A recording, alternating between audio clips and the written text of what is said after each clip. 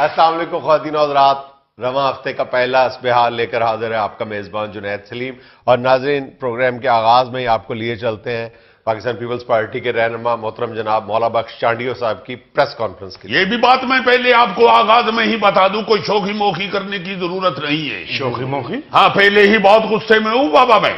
इसलिए कोई इस तरह की बात ना करे। मैं आपको बता दूं, जुनैद साहब इनको मना कर दें, मुझे मालूम है कि ये शोखी करने से बात नहीं आती। चांडियो साहब, ये सारे बड़े सीजन्ड और सीरियस किस्म के जर्नलिस्ट हैं, ऐसी वैसी कोई बात नहीं करेंगे। इसमें कोई भी नहीं है शोखा, इनमें कोई नहीं। इधर उधर क्या देख रहे हो? तुम्हारी बात कर रहा हूं।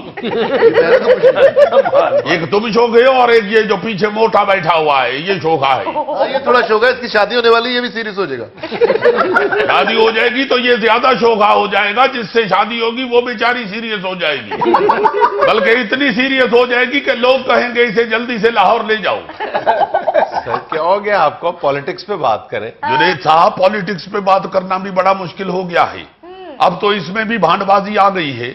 एक दौर था इल्म का होता था, अब फिल्म का दौर है।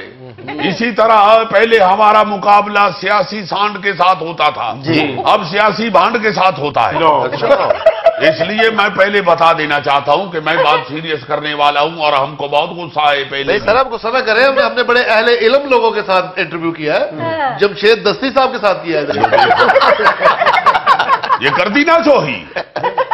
मैं तो अभी ये शुक्र कर रहा हूं कि वो जो दूसरा शोखा है साईं अजीज, वो यहाँ नहीं बैठा हुआ। वो वाकई बहुत शौक है, वो वाकई बहुत शौक है। सही बात है। उसकी तो शोखी रुकने का नाम नहीं लेती। ये जितना गहरा आप उसको जानते हैं, मुझे लगता है आप उसके कोई चचा ताया है। अच्छा चलो छोड़े इस बात को, ये फरमाइए कि इतने इश्तिहाल की वजह क्या है? ओ बाबा, तुमने नहीं सुना? कहते हैं कि सिंध हुकूमत गिरा देंगे।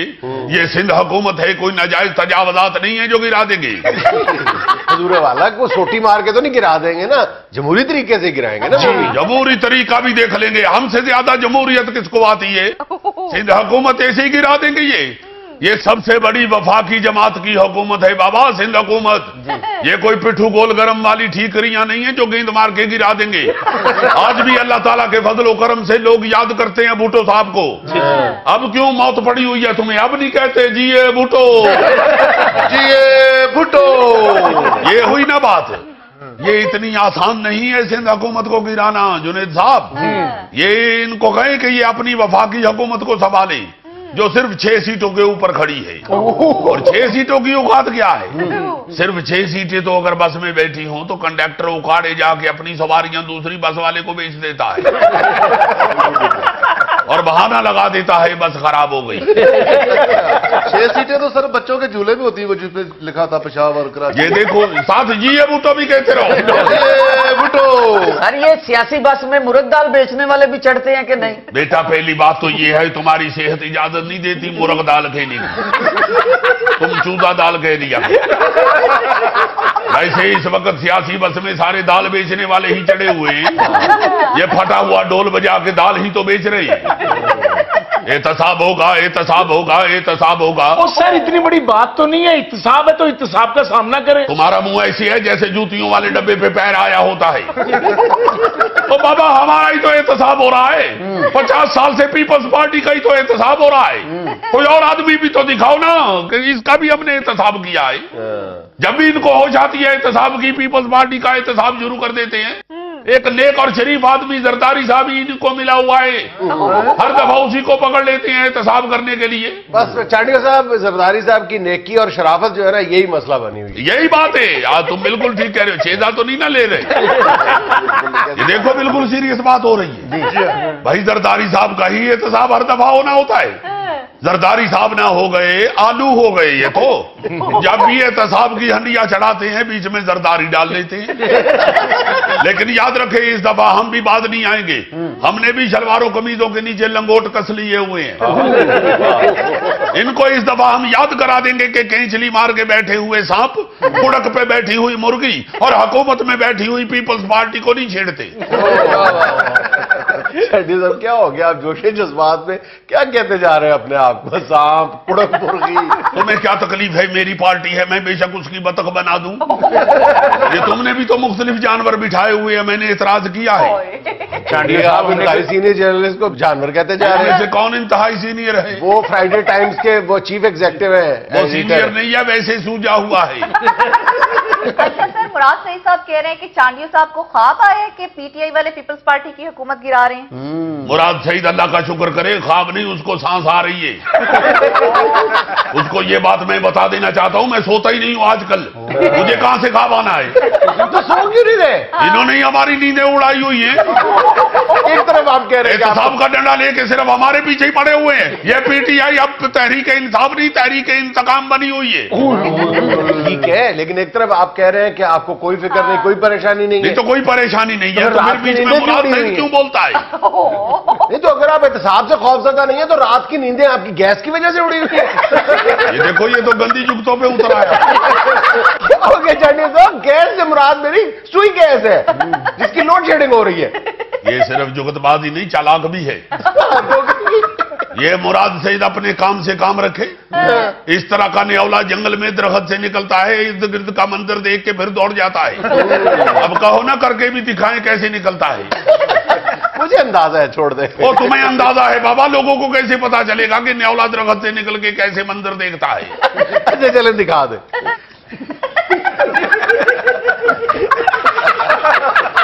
चंडी साहब एक दफा प्लीज दोबारा कीजिएगा, एक दफा। अभी वीडियो ना बनाओ बाबा, शायद एहतसाब की बात ठंडी हो जाए।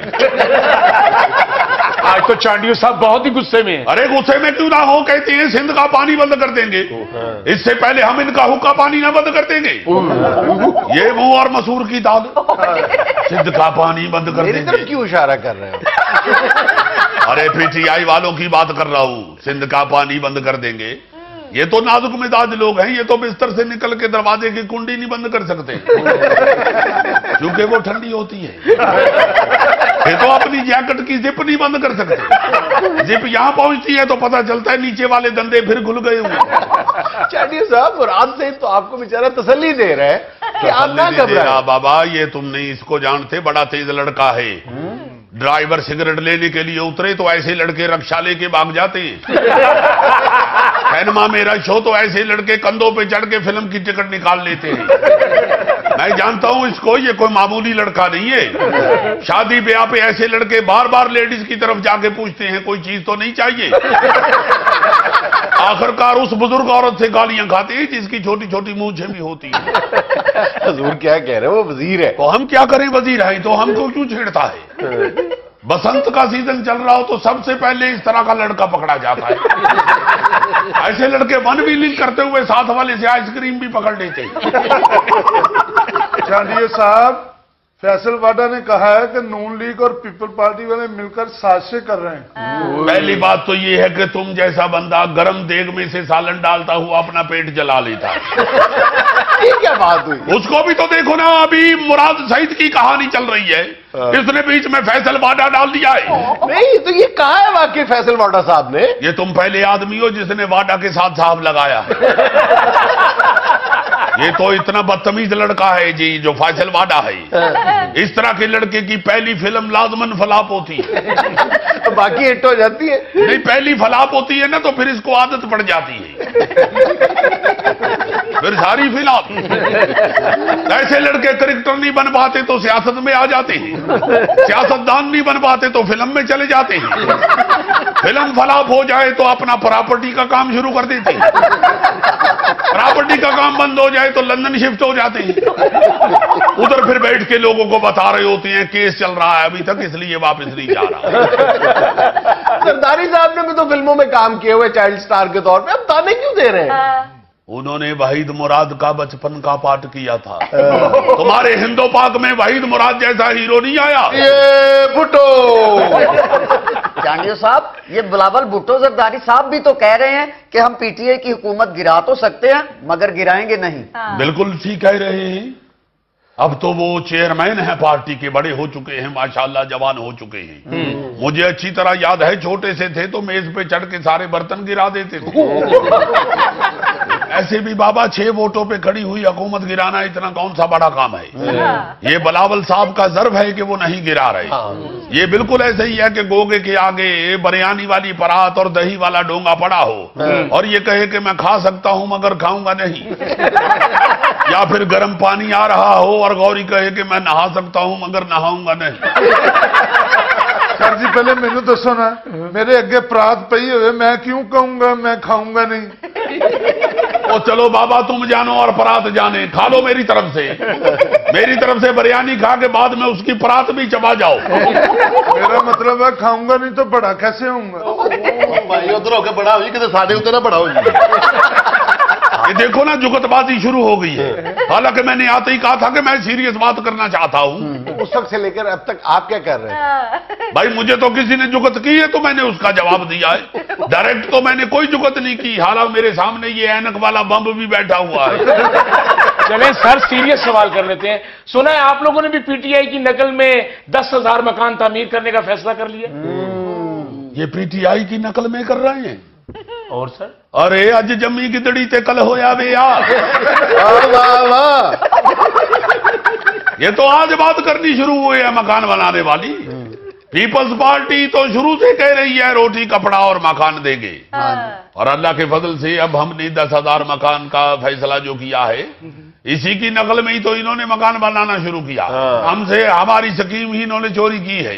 अच्छा चांडियो साहब, ये मकान बिल्कुल मुफ्त मिलेंगे? भाई तुम्हारा क्या ताल्लुक है मकान से? तुम एक खुद के रिहायशी हो, तुम उसे एंजॉय करो बैठ के।